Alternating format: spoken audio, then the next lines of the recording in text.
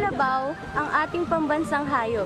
Ito ay maraming naitutulong sa atin tulad ng pagtulong sa bukid, pagkain at may benepisyo rin ito sa pag-unlad ng ating komunidad.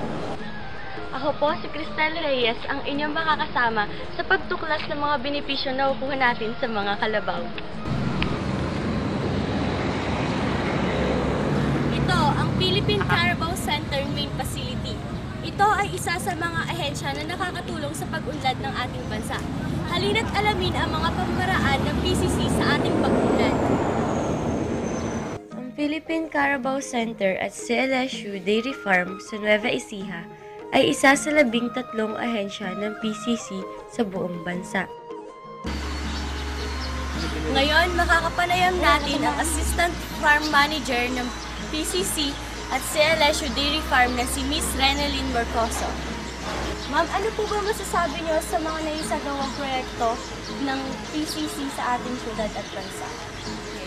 So, ang Philippine Carabao Center, particularly ngayon we are importing ang mga Bulgarian Eurobapalos, we have the Indian Eurobapalos, at ngayon, yung pinakabago natin, yung Brazilian na mga kalabaw. So, ang PCC, ang pinaka-main goal nito ay para sa genetic improvement program.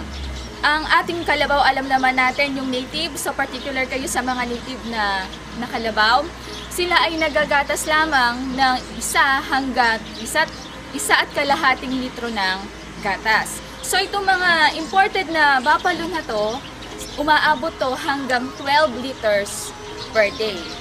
So ang ginagawa natin ngayon, pag sinabing genetic improvement program, itinataas natin yung genetic characteristic or genetic potentials ng ating mga kalabaw o yung tinatawag nating swamp buffalo. Itong mga Miura, sila yung mga riverine type na buffalo at ito yung mga kalabaw na merong mataas na produksyon ng gatas. Tutungo naman po tayo sa pagsasagawa ng paggagatas. Ano po ba yung mga D at D dapat gawin sa pagsasagawa? Okay. So sa paggagatas, dapat meron tayong cooperation mismo ng animals na gagatasan at nung magagatas o nung milker.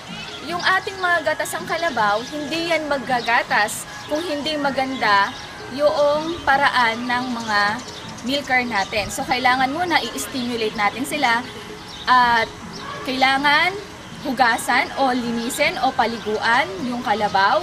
Dapat malinis mismo yung mammary system or yung udder. At before tayo maggatas, ini-sprayhan yan ng disinfectant. So, bakit? Para walang mga microorganism na makapunta dun sa gatas. So, ang paggagatas natin hindi dapat lalampas sa 8 minutes. Dahil yung hormone na responsible sa paglalabas ng gatas, ito yung oxytocin, ay tumatagal lamang ng 8 minuto. So, ang kalabaw natin hindi dapat ginugulat. Dahil pag ginulat ang kalabaw o nasaktan ng kalabaw, hindi na yan magbibigay ng gatas. Tutungo naman tayo sa pagpoproseso. Nandito tayo ngayon sa milk processing room kung saan pinoproseso ang bagong gatas na galing sa kalabaw. Kasama natin ngayon si Miss Laila na siya mag-explain kung paano ang proseso na ginagawa sa mga gatas na ito. Kung paano po ang proseso na ginagawa pagkagaling ng gatas sa kalabaw? Okay, pagkagaling doon sa may farm doon, tapos pagkagaling doon sa dairy farm, sa deliver ito, tapos tinitibang mo na siya dito, tapos ilalagay sa pag-pasteurize milk, ilalagay ito sa pasteurizer yung gatas. So, meron kami iba't ibang products dito, yung choco milk, lactose, pastillas, queso, cookie.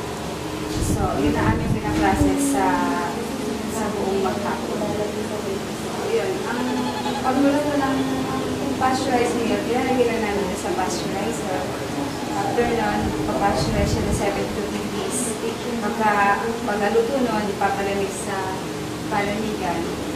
Pagkatapos, yung pagmalamig na, pwede siya ipack sa bote or sa sachet. At narito na ang mga finished products. Fresh milk, milk juice gaya ng lacto juice, pastillas, ice cream, at marami pang iba.